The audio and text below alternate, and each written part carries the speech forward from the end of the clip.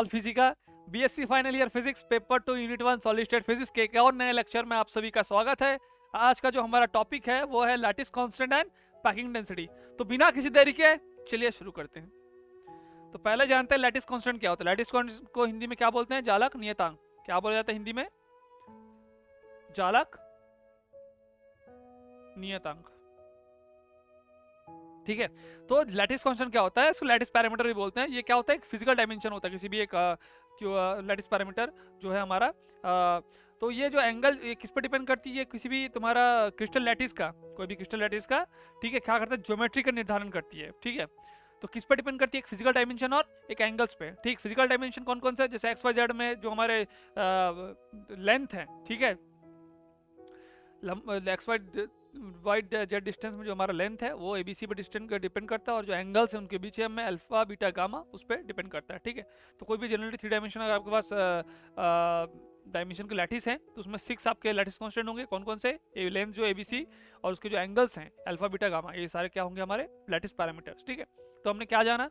हिंदी में लिख लेंगे इसको कि जो जालक नियतांक होता है या जालक पैरामीटर होता है, एक क्या होता है कि किसी भी एक फिजिकल डायमेंशन पे निर्भर करता है। ठीक है, भौतिक बीमा पे निर्भर करता है।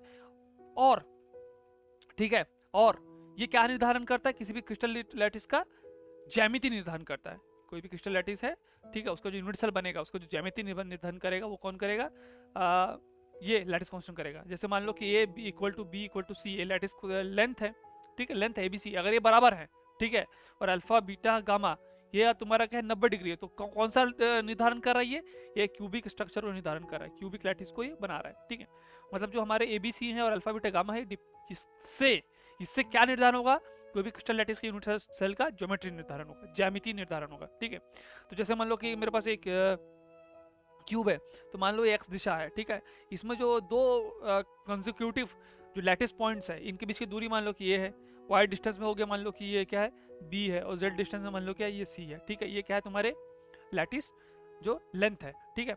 और मैं सेम चीज़ को अगर मैं क्या करूं, अगर इसमें एंगल्स की बात करूं, तो ए और बी के बीच कौन सा एंगल बनेगा? गामा बनेगा। और बी और सी के बीच कौन सा बनेगा? अल्फा बनेगा। और तुम्हारा ये ए और सी के बीच क्या बनेगा? बीटा। तो अल्फा बीटा और गामा इस पर निर्भर करता है, ए बी सी और अल्फा बीटा गामा। ठीक है। तो एक क्यूबिक का स्ट्रक्चर देख लेते हैं इसके लिए। तो ये देखो एक स्ट्रक्चर आपके पास बना हुआ है, सेम मैंने जैसे बनाया है। जैसे एक्सेस के लिए यहाँ पे ए लिया हुआ है, वाई एक्सेस के लिए बी लिया हुआ है, जेड एक्सेस के लिए सी लिया हुआ है। ठीक है। और जो एंगल बन रहा है हमारा, जो एंगल ये देखिए, और ए और बी और सी के बीच कौन सा बन रहा है? अल्फा बन रहा है। सी और ए के बीच बीटा, और गामा जो बन रहा है ए और बी के बीच बन रहा है। ठीक है। तो alpha beta gamma A B C ये सारे क्या है? आपके लैटिस कांस्टेंट है। ठीक है, क्या है? लैटिस कांस्टेंट है। और ठीक है, क्या है? हमारे लैटिस कांस्टेंट है। ठीक, आशा करता हूँ समझ में आया। तो अभी देखते हैं इसका लैटिस कांस्टेंट निकालते कैसे हैं। ठीक है, कोई भी क्यूबिक लैटिस आपके पास है उसका आप लैटिस कांस्टेंट कैसे निकालोगे? तो एक घनाकार जालक है, जैसे मैंने अभी पिछली स्लाइड में जो हमारा दिखाई, एक घनाकार मान लो कि क्या है आपके पास? जालक है। उसमें क्या है आपका? उसके जालक की भुजाएं क्या है? प्रत्येक भुजा ए है। अगर क्यूबिक लैटिस होगा, आपको पता है क्यूब का क्या होता है? हर एक एज क्या होता है? इक्वल होता है। मतलब ए है तो ए भी है, ए भी है, तीनों क्या है? एक्स वाई जेड में एक्स वाई जेड तीनों क्या होंगे? ये होंगे, बराबर होंगे। ठीक है। तो उसका आयतन क्या हो जाएगा? आयतन बराबर क्या होता है? लंबाई गुना चौड़ाई गुना ऊंचाई। ठीक है। तो तीनों का मल्टीप्लाई करेंगे तो वॉल्यूम क्या हो जाएगा आपका? आयतन ए क्यूब हो गया। ठीक है। और मान लो कि इस क्रिस्टल जो आपका क्यूब बना है इसके घनत्व क्या है? गामा तुम्हारा रो है। ठीक है, क्या है? क्रिस्टल के पदार्थ का घनत्व क्या है? रो है। ठीक है। तो घनत्व बराबर क्या होता है? द्रव्यमान बटा आयतन, ये हमको फॉर्मूला पता है। ठीक है। तो द्रव्यमान निकालोगे तो क्या होगा? क्रॉस मल्टीप्लाई कर हो जाएगा तुम्हारा 3 गुना, तो घनत्व इंटू द्रव्यमान हो जाएगा। ये द्रव्यमान क्या हो जाएगा? रो अपना आयतन हमको पता है, इक्वेशन 1 से क्या है? ए क्यूब है, तो रो इंटू ए क्यूब, इक्वेशन 2 हो गया।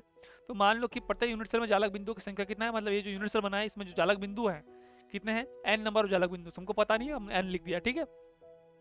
और क्रिस्टल का अनुभार कितना है? कैपिटल एम है। तो एवोगाड्रो नंबर जो है कैपिटल एन से शुरू किया गया है। तो प्रत्येक अणु का द्रव्यमान क्या हो जाएगा? एम इक्वल टू अनुभार बटा एवोगाड्रो नंबर, तो एम बटा एन हो जाएगा। ये तुम्हारा क्या? प्रत्येक अणु का द्रव्यमान। ठीक है, ये हो गया। अब प्रत्येक यूनिट सेल का द्रव्यमान क्या हो जाएगा? N number of unit cell total, N number of lattice point है यूनिट सेल में, N number of lattice point है, तो एन इंटू एम हो जाएगा। तो ये क्या हो जाएगा? इक्वेशन 3 से आप प्रत्येक यूनिट सेल का द्रव्यमान निकाल सकते हो। ठीक है। तो यहाँ पे लेफ्ट साइड में क्या होगा? ये भी द्रव्यमान है इक्वेशन 3 में। और इक्वेशन आप 2 में देखो, यहाँ पे भी लेफ्ट हैंड साइड में क्या है? ये भी द्रव्यमान है। तो 2 और इक्वेशन 2 और 3 को इक्वेट कर देते हैं हम लोग, द्रव्यमान इंटू द्रव्यमान। ये देखो द्रव्यमान हमने इक्वेट कर दिया हमने। तो इसका क्या होगा? ए क्यूब रो, और ये वाला क्या निकला हमारे इक्वेशन 3 से? एन एम बाय ये। तो ये क्या हमारा लेटिस पॉइंट है, तो इस ए की वैल्यू हम निकाल लेंगे।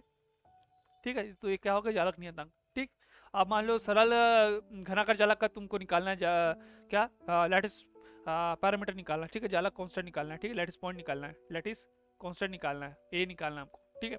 तो नंबर ऑफ लैटिस पॉइंट्स कितने होते हैं घनाकार में, 1 होते हैं। पिछले वीडियोस में आप देख सकते हो भाई, देख लेना पिछले वीडियो खोल के, मिल जाएगा सब कुछ। पहले लिस्ट में जाना बीएससी फाइनल ईयर फिजिक्स में, उसमें तुमको पूरा A to Z यूनिट का लेक्चर मिल जाएगा। तो ए इक्वल टू क्या हो जाएगा आपका, एन इक्वल टू आप 1 रख दोगे तो इक्वेशन ऐसा बन जाएगा आपका। जब फेस सेंटर में देखोगे तो नंबर ऑफ लैटिस पॉइंट 4 होते, तो एन की जगह 4 रख दो, 4m/n रो, ये हो गया। बीसीसी में क्या होता है, एन इक्वल 2 होता है, तो 2 रख दो भाई। तो ये ऐसे करके तुम लोग क्या निकाल सकते हो, लस्सी लैटिस कांस्टेंट निकाल सकते हो एबीसी। ठीक है, अब बात करते हैं पैकिंग डेंसिटी। पैकिंग डेंसिटी क्या होता है, लैटिस पॉइंट्स लैटिस कांस्टेंट समझ में आ गया, बहुत ईजी है, कोई दिक्कत वाली बात नहीं है। बेझिझक पढ़ लो, नोट्स वाला सब प्रिपेयर हो जाएगा, पढ़ लो, बस देख लो, गंगा नहा लोगे। तो पैकिंग डेंसिटी क्या चीज है हमारा, जो किसी भी क्रिस्टल की एक यूनिट सेल में परमाणुओं या अणुओं के कुल द्रव्यमान, कुल आयतन तथा यूनिट सेल के आयतन के अनुपात को पैकिंग घनत्व कहते हैं। मतलब क्या बोल रहा है, आपके पास एक यूनिट सेल है, ठीक है, ये मान लो कि एक क्यूबिक यूनिट सेल है आपके पास, ठीक है। तो इसमें जितने सारे एटम्स प्रेजेंट है, इसमें जितने सारे एटम्स प्रेजेंट है, उसका आयतन बटा पूरा इस यूनिट सेल का आयतन, समझ रहे हो। मतलब इसमें जो एटम्स प्रेजेंट हो गया, उसने कितना आयतन घेरा हुआ है, उसका बटा इस क्यूबिक्स यूनिट सेल जो है, इसका आयतन कितना है, ठीक है। इसको रेशियो निकालेंगे तो क्या निकल जाएगा, पैकिंग घनत्व, ठीक है। तो सिंपल क्यूबिक में क्या होता है हमारा, परमाणु की चालक बिंदु की संख्या कितनी होती है, 1 होती है।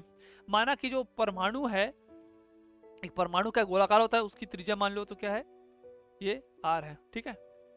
स्फीयर जैसा होता है परमाणु, तो उसका त्रिज्या क्या r है, ठीक है। तो परमाणु का कुल आयतन क्या हो जाएगा, n क्या है उसका, परमाणु की संख्या है, ठीक है। और आयतन का फॉर्मूला क्या होता है, 4 कोई भी आपका गोला है, उसका आयतन क्या होगा, स्पेयर का 4/3 पाई r क्यूब ये है, ठीक है। तो n इंटू 4/3 पाई r क्यूब, n की वैल्यू 1 है, तो इसका आयतन क्या हो गया, 4/3 पाई r क्यूब, ठीक है। तो आदर्श ठोस में दो निकटतम परमाणु एक दूसरे को स्पर्श करते हैं, ठीक है। उसके बाद क्या है आपका, तो यूनिट सेल के कुल निकटतम परमाणु क्या स्पर्श कर रहे हैं। तो अगर मैं यहाँ से बनाऊंगा, यहाँ पे एक क्यूब जैसा बनाऊंगा, आप देख रहे हो यहाँ पे,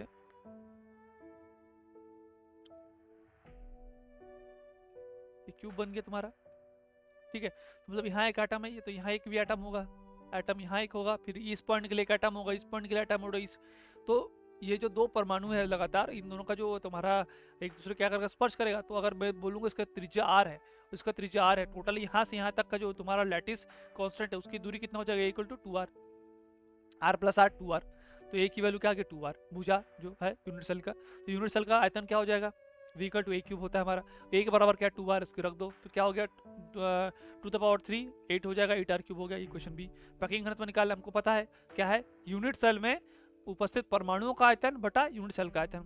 परमाणु का आयतन कितना है हमारे पास, वो पहले निकाल चुके हैं, कितना आया था परमाणु का आयतन, इक्वेशन नंबर ये देख लो कहाँ गया, ये 4/3 पाई r क्यूब, ठीक है, ये लिख दिया हमने।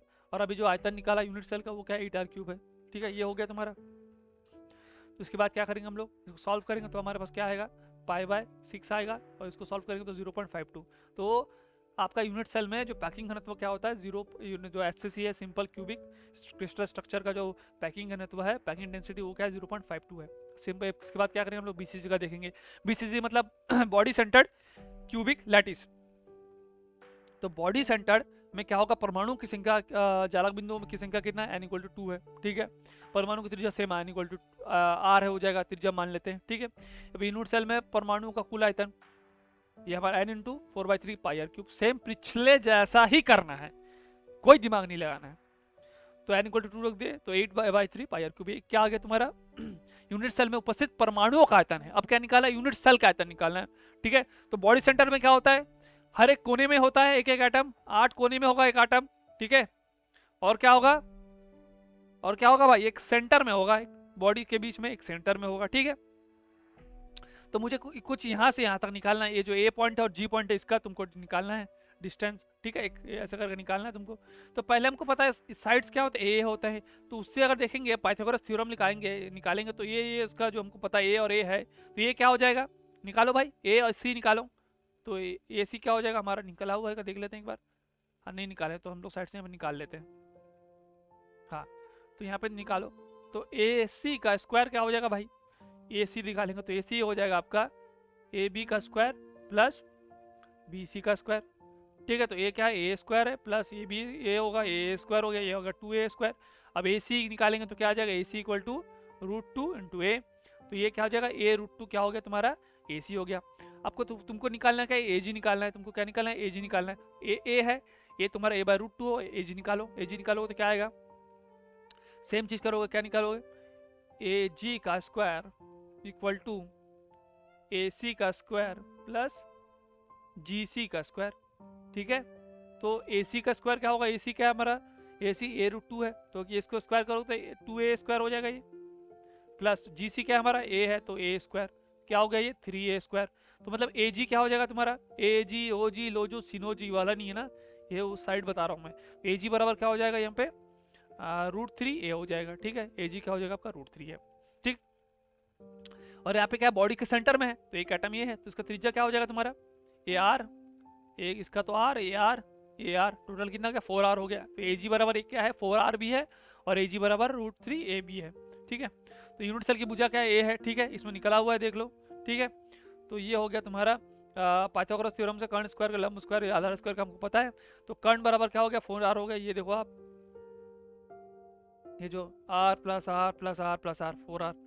ठीक है, और लंब क्या हो गया तुम्हारा ए स्क्वायर, ये वाला लंब जी सी।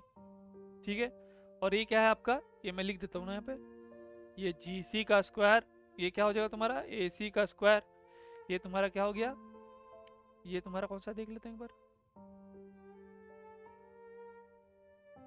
ये तुम्हारा ए जी है, सॉरी, ये होगा तुम्हारा ए जी का स्क्वायर। ठीक है, 4r स्क्वायर ये ठीक है। अब ये देखो ए स्क्वायर होगा 2 स्क्वायर सॉल्व करो, ए स्क्वायर प्लस 2 स्क्वायर ए 3 ए स्क्वायर होगा 16r स्क्वायर, ए स्क्वायर बराबर क्या होगा 16/3r स्क्वायर, तो ये इक्वल टू क्या 4r/√3। ठीक है, अब आयतन हमको पता है वी वॉल्यूम बराबर क्या होता है ए क्यूब। ठीक है, एजेस अगर सेम है तो ए इंटू ए तो हो गया ए क्यूब। ठीक है, तो ए की वैल्यू क्या है हमारा 4r/√3 आया, पुट कर दो तो 4 का क्यूब निकालो 64, r का क्यूब ये √3 का क्यूब करोगे 3√3 आएगा। तो ये तुम्हारा डी आ गया, वॉल्यूम निकल गया ये। ठीक है, तो पैकिंग घनत्व क्या है, यूनिट सेल में उपस्थित परमाणुओं की आयतन बटा कुल यूनिट सेल का आयतन। परमाणु का आयतन क्या था, इक्वेशन नंबर ये 8/3 कहाँ गया रे, ये इक्वेशन सी। ठीक, ठीक है, और ये वॉल्यूम क्या गया 64/3√3, पिछले देख लेना निकाल के, तो ये कैंसिल हो गया, तुम्हारा क्या बचा, ये 8/3 पाई इंटू 3√3/64 ऊपर जाएगा तो 8/8 ये लिखा हुआ पूरा सॉल्व करके पाई√3/8 आ जाएगा। पाई का मान होता है 3.1442, वैल्यू रख दो, √3 1.732 रख दो तो 5.4441 आ जाएगा बाई 8, तो ये आ जाएगा आपका 0.68। ये क्या आ गया आपका पैकिंग डेंसिटी किसके लिए, बीसी के लिए। एससीसी के लिए क्या था हमारा, हाँ 0.52, बीसीसी लिए क्या आ गया हमारा 0.68। अब क्या बचा तुम्हारा एफसीसी बचा हुआ है, एफसीसी के लिए निकालते हैं। सेम है परमाणु विद्युत संख्या इक्वल टू 4, त्रिज्या r, यूनिट सेल में परमाणुओं का कुल आयतन ये निकल जाएगा तुम्हारा, ये निकल गया कुल आयतन, एटम्स का कुल आयतन निकल गया। आप क्या यूनिट सेल, पूरे कुल यूनिट सेल का आयतन निकालना है, एक भुजा क्या ये है। ठीक है, और एफसीसी में क्या होता है, हर कोनों में होता है, 8 कोने में होता है, साथ में क्या होता है हर एक 6 फलक में भी होता है। ठीक है, फलक में एक रहेगा। ठीक, तो r प्लस आर ये तुम्हारा कर्ण हो गया, ये तो 4r हो गया, ये 4r का स्क्वायर। ठीक है, ये भी क्या ये है, तो लंब क्या होगा आपका ए स्क्वायर है, और क्या आधार भी क्या है आपका ए स्क्वायर है। ठीक है, ये हो गया तुम्हारा, तो 4 4 जा 16r स्क्वायर, ए स्क्वायर प्लस 2a स्क्वायर, तो ए स्क्वायर बराबर क्या हो जाएगा 8r स्क्वायर हो जाएगा, ये बराबर क्या √r स्क्वायर। ठीक है, ए इक्वल टू क्या आ जाएगा, निकालोगे भाई 2 निकल जाएगा, 2r, ये तुम्हारा क्या निकल गया लैटिस पैरामीटर में निकल गया एक ठो। ठीक है, कांस्टेंट। तो अब वॉल्यूम बराबर क्या हो जाता है फिर, यूनिट सेल का वॉल्यूम v बराबर ए क्यूब। ठीक है, ए की वैल्यू रख दो इसको। ठीक है, तो ये तुम्हारा सॉल्व करो तो ऐसा आ जाएगा, फिर 16√3r³ आ गया तुम्हारा वॉल्यूम। ठीक, तो पैकिंग तो सेम वही, परमाणुओं में उपस्थित परमाणुओं का आयतन, मतलब यूनिट सेल में उपस्थित परमाणुओं का आयतन बटा कुल यूनिट सेल का आयतन। तो ये क्या 16/3 πr³ निकला पहले से, और ये वाला आपका जो यूनिट सेल का आयतन है वो 16√3r³ आया, r³ कैंसिल, इसको सॉल्व करोगे पाई की वैल्यू पुट करो तो 0.74 आएगा। तो इससे यह पता चल रहा है तुम्हारा बीसीसी, एससीसी और एफसीसी। तो हम लोग क्या क्या निकाला, इसका 0.52, इसका 0.64 निकला, सॉरी 68 निकला, और उसका निकला 0.74। तो इसको चार्ट में निकला हुआ देख लो, जो सारणी है ये दिया हुआ है इसमें, ठीक है। तो यूनिट सेल में परमाणु परमाणु कितना होता है, एफसीसी में एक होता है, एफसीसी में 4 होता है और बीसीसी में 2 होता है, हमको पता ही है। सहसंयोजक संख्या पिछली वीडियोस में देखना, उसमें एक्सप्लेन किया हुआ है। मैं इसमें शॉर्ट में बता देता हूँ कि सहसंयोजक संख्या क्या होता है। कि एक एटम है, इसके पास इसके निकटतम बाजू में कितने एटम्स और घिरे हुए हैं, इसको टच किए हुए हैं, स्पर्श किए हुए हैं, उसको बोलते हैं सहसंयोजक संख्या।